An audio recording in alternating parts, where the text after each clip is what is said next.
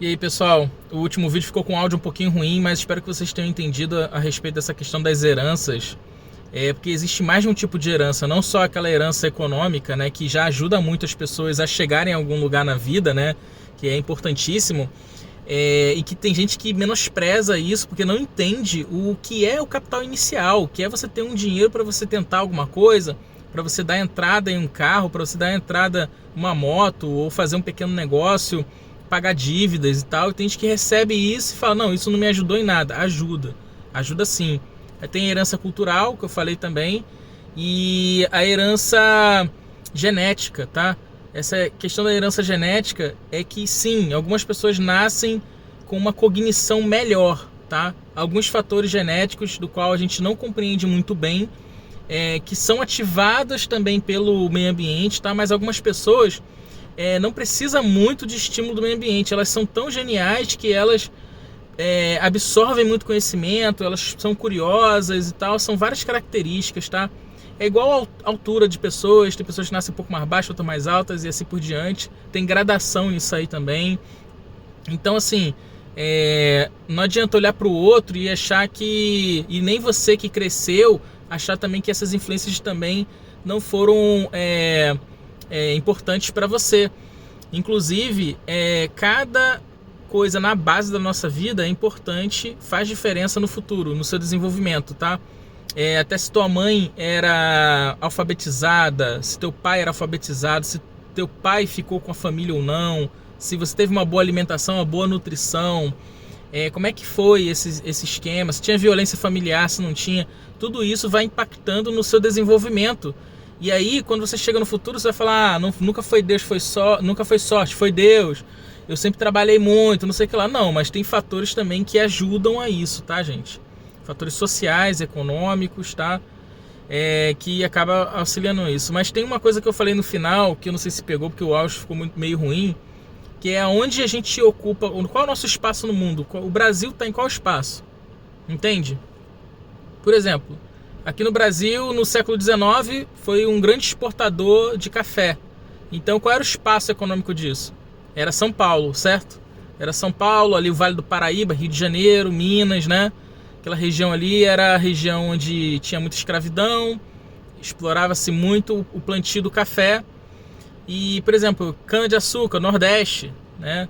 Então, o Brasil ocupa um lugar no mundo. E essa é uma parada que pouca gente concorda e talvez percebe, tá? Pouca gente percebe. Não dá para todos os países serem super desenvolvidos. Dá para sim chegar numa média, numa melhor distribuição de renda, isso é possível. Não sei se querem, é possível. Agora, querer é uma questão política. Mas o mundo hoje, por que está tendo tanta guerra, questionamento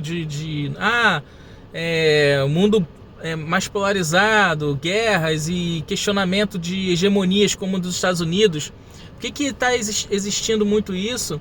Na minha opinião, é porque os países ocupam um lugar no mundo depois do pós-guerra, tá? Principalmente depois da Segunda Guerra Mundial.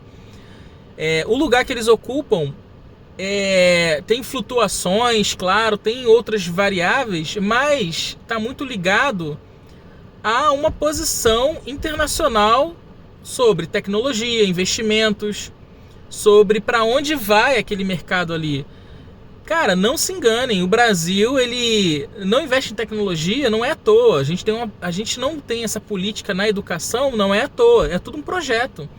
E a gente é pau mandado, cara. O mundo é pau mandado dos Estados Unidos e da grande elite.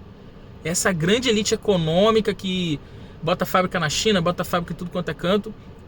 Eles ditam a ordem, cara. Eles vão ditar essa ordem.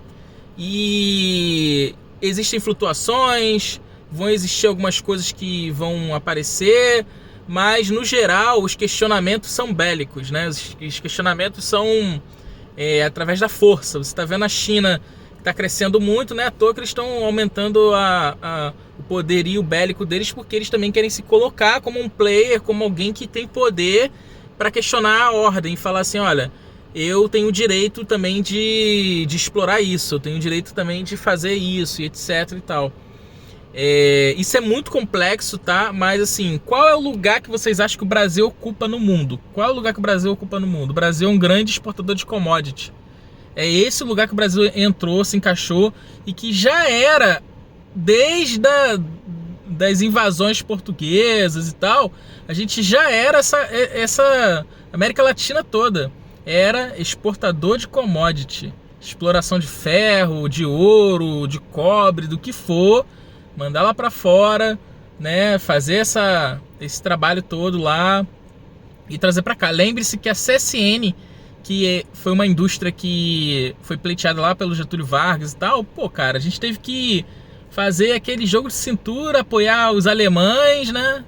Getúlio Vargas meio que queria apoiar os alemães, aí depois falava que não, vão apoiar os americanos, e aí o bater do martelo foi eles cederam uma indústria importantíssima, que é a indústria do aço, né? Então, gente, tudo tem um lugar, entendeu? A gente ocupa esse lugar. Me fale aí o que vocês acham disso. Ah, é imutável? Não, depende de vontade política. Para onde nossas elites estão indo quando envelhecem? Para onde eles estão mandando seus filhos a estudar? Estão mandando os filhos para estudar na Europa? Nos Estados Unidos? Estão mandando os filhos estudarem aonde? Eles vão morar onde depois? Em Miami? É isso, a gente é um esticadinho, cara, deles. Nós somos um quintal de exploração. Muitas das empresas que existem no Brasil são empresas que têm capital acionário, que tem dinheiro do gringo. Taxa de juros, por que a nossa moeda, pô, esse lixo aí, vive caindo e tal? É um lixo, por quê? Que tem que aumentar os juros para pagar para os caras, para eles confiarem na nossa moeda, porque senão eles não acreditam. O Brasil tem 300 bilhões em dólares lá, né? Porque os Estados Unidos é a grande fábrica de dinheiro, né? Imprimir dinheiro adoidado, eles podem ter dívida que quiser, mas a gente não. A gente faz uma dívidazinha, vai chegando ali a 80% do PIB e tal, já perde a confiança, o pessoal vai embora. Um dos maiores produtores de soja do mundo, um dos maiores produtores de ferro, de aço e tal. E é isso. A gente vive nessa situação onde tudo é caro, onde tudo é ruim, e não é à toa, é por causa do lugar que a gente ocupa. Então pensa se isso faz sentido, ou se não faz sentido pra você, se você concorda, se você não concorda. Bota aí um bate-papo aí, a gente conversa, troca ideia, esse canal minúsculo, pobre, e quem sabe um dia pode crescer, né? Um abraço aí, espero que tenham gostado, até mais.